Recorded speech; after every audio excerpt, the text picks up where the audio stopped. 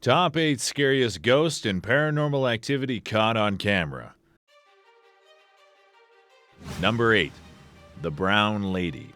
This portrait of the Brown Lady ghost is arguably the most famous and well-regarded ghost photograph ever taken. The Brown Lady of Raynham Hall is a ghost which reportedly haunts Raynham Hall in Norfolk in England.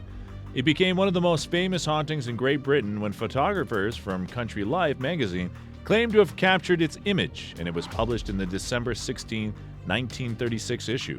The Brown Lady is so named because of the brown brocade dress it is claimed she wears. The ghost is thought to be that of Lady Dorothy Townshend, wife of Charles Townshend. Number 7. Lord Combermere. This photographer of the Combermere Abbey Library was taken in 1891 by Sybil Corbet. This figure of a man can faintly be seen sitting in the chair to the left. His head, collar, and right arm on the armrest are clearly discernible. It is believed to be the ghost of Lord Combermere, who was a British soldier and conservative politician. Lord Combermere is connected to another well-known paranormal story of the famous moving coffins of Barbados. Number 6. Freddie Jackson. One of the most famous photos still promoted as a legitimate piece of photographic evidence for ghosts is that now known as the ghost of Goddard's Squadron. The photo is a group portrait of Goddard's Squadron. At the top of this post is a nearly uncropped scan of the photo in question. In the back row, if you look closely at the fourth sailor from the left, you'll see that behind his head is a ghostly face. It is said to be the face of Freddie Jackson, an air mechanic who had been accidentally killed by an airplane propeller 2 days earlier. Number 5. The Backseat Ghost. Miss Madele Chinnery was visiting the grave of her mother one day in 1959. She had brought along her camera to take photographs of the gravesite. After snapping a few shots of her mother's gravestone, she took the photo of her husband in the car. But when the photo was developed, she could see that her mother, Miss Ellen Hamill, was in the photo, sitting behind him. This photo is a staple to many paranormal websites and books. Number 4. Grandpa's Ghost.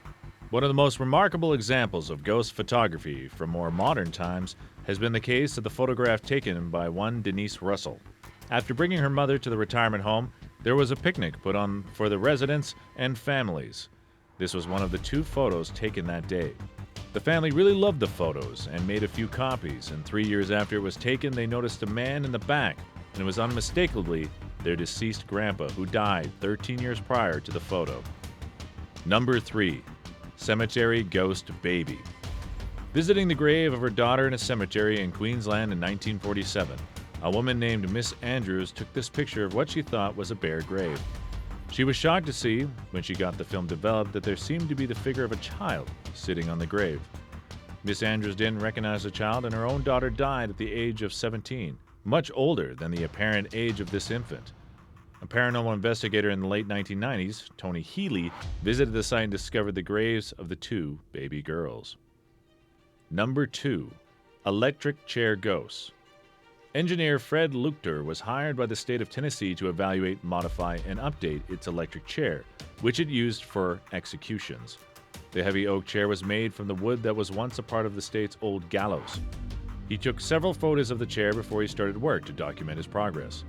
This is one of the photos. His picture clearly shows both a face in agony, as well as a limp hand on the armrest. Number 1. White Lady of Worstead Church. In 1975, Diane and Peter Berthelot, along with their 12-year-old son, visited the Worstead Church in North Norfolk, UK. Peter took a photo of his wife sitting and praying on one of the church benches, and when they reviewed the developed photo some months later, a friend of Miss Berthelot asked, "Who's that sitting behind you, Di?" The figure in the photo appears to be wearing light-colored, old-fashioned clothes and a bonnet. Reports of the ghost date back well over 100 years. According to one story, on Christmas Eve of 1830, a man boasted a challenge to the White Lady. He said he would climb to the top of the church's belfry and kiss her if she would appear. So up he went. When he failed to reappear after a time, however, friends went to search for him. They found him in the belfry, cowering in a corner, terrified. "I've seen her," he told them. "I've seen her." And then he died. Thanks for watching and hope you enjoyed. Check out one of these videos and don't forget to subscribe to support more videos.